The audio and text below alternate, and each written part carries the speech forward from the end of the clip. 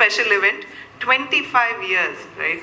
Recently, I celebrated my 22nd anniversary, and I thought that was big. But running an institution for 25 years with continued growth, and to see, I think, and I've known Manimekala for a really long time. Huge round of applause and congratulations to the entire family. And when I say family, I mean the staff, students, all of you here at SSVM. Because today, if anybody speaks about SSVM, what do you hear, right? Dynamic children, right? The word dynamic. And to get there, I know how hard she works. Sirisha as well, following in her footsteps to keep the ball rolling. And I'm also extremely privileged and honored to be on a stage with Naminarayan sir. Thank you again for this privilege. And so, what did I really come here for, right? So, as I was telling her, I was asking her, why me? And recently, actually, I was talking to a couple of friends of mine. One is the ex-head of Goldman Sachs. He lives in Singapore. The ex-head of Facebook India, and they just came back to India. So I was asking them, and since the theme is transforming India, right?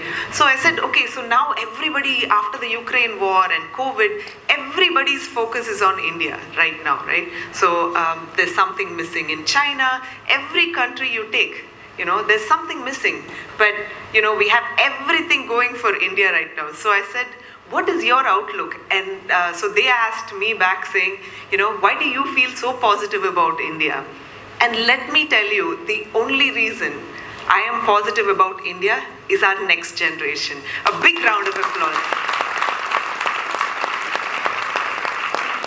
I have a 16-year-old son myself, right? So I actually interact with a lot of children on a day-to-day basis at work.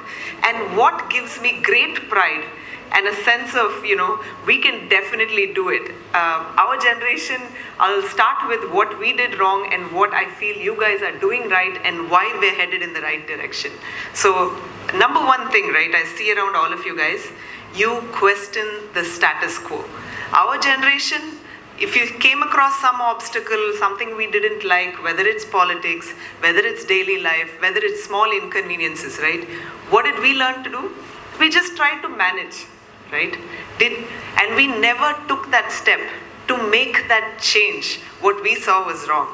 And what I see with the next generation like you guys, you question status quo. You constantly make us want to do better and deliver better for you guys. I think that's number one for India, and that's why I'm so excited.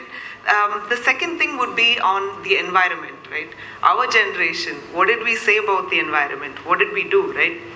We keep thinking that someone else is going to, solve this problem for us. Whether it's the next generation, no one's going to solve the problem. You guys get that, right? You are the solvers. You start with being environmentally friendly. For example, today I noticed even the garland is made of cardamoms and not flowers, which, definitely pollute as well as using so many resources. So you guys are paying attention to water and asking the right questions again to our generation. Right? And what else are you guys doing right? Another big thing is equality, right? You realize that not just 1% of the world should own all the wealth and not be equal about things, right? I think in COVID, all of us saw that. If we don't fix a problem for all of us, we're never going to get there, just with one person making all the money and, hoarding it, right? So all of you realize it's equal. And gender roles, that is also something you constantly question and say, what, we are equal. And our generation might believe we're equal, but do we act equal? Do we ask for the same things? I really have great hope that we will see gender equality and financial equality when you guys are running this country, right?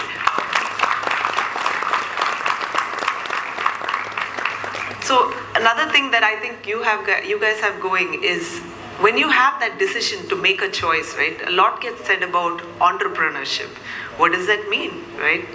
The choices you make, you actually do stand up and say, listen, this is what I'm passionate about. If it's sports, you own it and say, I'm going to give it my 100%. Right when I walked in to this school, I just drove in a couple of minutes earlier than the rest of the guests. So I was talking with a couple of 11th graders. And so we were debating with them, what do you want to do? And one of the kids said, I want to become a doctor. So we also had a CEO sir who said, is that the only thing you want to do? Why do you want to do that? So she was like, I'm very focused, right? I want to be a doctor. So he asked, so what if, circumstances are so and you don't become a doctor? Then what's your plan B? And I say, this is why I believe in SSVM's, like dynamic ability. So she said, sir, in my head, there is no plan B. I will get to plan A, right? And then he kept pushing it and he said, no, you have to tell me what your plan B is. So her response was, my plan B is to make sure plan A comes true. So I really enjoyed, speaking with them this morning. So going back to saying that you guys actually have the power to choose different roles. For us, it was always like, do medicine, do engineering, whether you were interested in maths or science. Today you have so many options, and your career counseling is also there to help you actually seriously find out if you're good at something. It took me 20 years after I graduated college to find what I am good at, and that's the truth. So I think I'm standing example. After 20 years, I was a mechanical engineer by education. And then what did I do? I went into the family business of textiles. It took me 5 years in manufacturing to realize that, engineering and manufacturing is not something I'm good at. So luckily I had the opportunity, and actually this is what I say, circumstances. As I was giving birth to my son, I had a very unfortunate event and I spent about a whole year in an ICU. So that's when I first came into healthcare. I had such a horrific time. I decided that, and the nursing care was so bad, I decided, what, I want to be able to fix this first. So that's how I came into healthcare, simply saying that I'm going to fix. So out of a really bad situation came something so beautiful. And once I started working at the hospital and working with people, working with doctors, what was really exciting for me is in health and in education. Two things, one thing they have in common, right? You have the best sense of satisfaction of having helped someone, right? And I don't think any other job could give you that. So I'm sure the teachers feel that way every day looking at your young, bright faces. And I did that. And so, what I'm saying is you guys should pick a passionate subject. Don't let others tell you that, you're in 12th grade, you need to know what you need to do, you have to pick, and you're going to have to do this for the rest of your life. Because, newsflash, I'm proof that you don't have to do what you set out to do. You can always change your mind, right? And another big thing I really wanted to leave here with is find something you're really passionate about, right? And it doesn't have to be work. Sometimes, we're all forced into doing a certain role, picking a certain subject, right? But what we have control of, what do we have control of? We have control of what we do with our free time, right?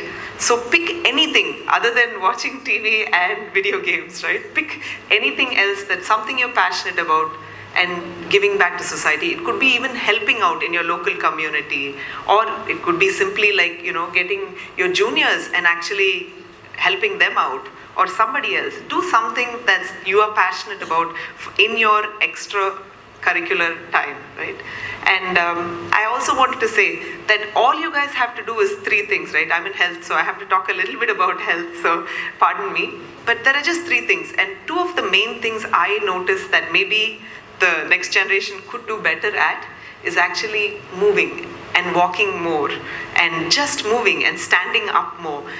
Request to Manimekle ma'am as well as the rest of the teachers, have at least one class where the whole class is standing.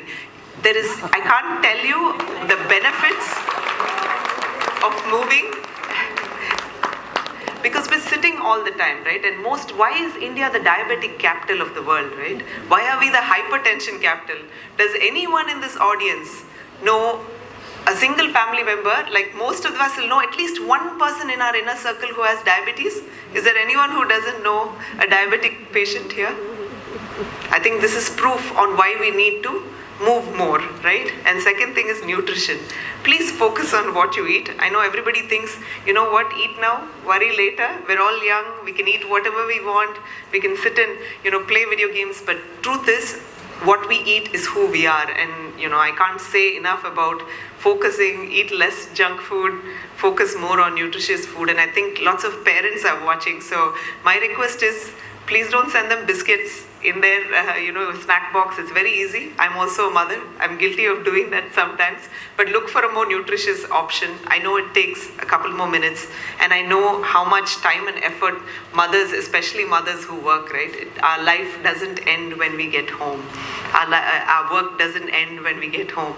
Until we hit the bed and the pillow, I think our day continues, our work continues in having to serve someone, make someone else's day better. And I commend all of you who actually put in the hours to have a balanced life, maintain your families, go to work, and same thing with the men who, volunteer to help out at home. And I think the next generation of men will show us an example of, equality. And I'm very proud of you guys already. So on, gender equal roles. And last but not least, I just want to add just one more thing about the power of teamwork, right? So parents, I always say, teamwork makes the dream work, right? So it's not just the child's effort, but it takes an entire community. The effort of the teachers, the effort of, the management, the effort of you parents at home, effort of friends, right? To make every child's dream come true. So, and children, my only message to you is, whatever you think, you can do it. So just go out there, don't overthink it, and just do it, right? Failure will come, success will come, but don't depend on it. Just keep working on your dream. Self-belief is the only thing. I think I've had many failures in life myself. So every time somebody asks me, how come, you don't seem very worried and you've started something else? So I said, so what? So what if I fail? So that's the attitude, right?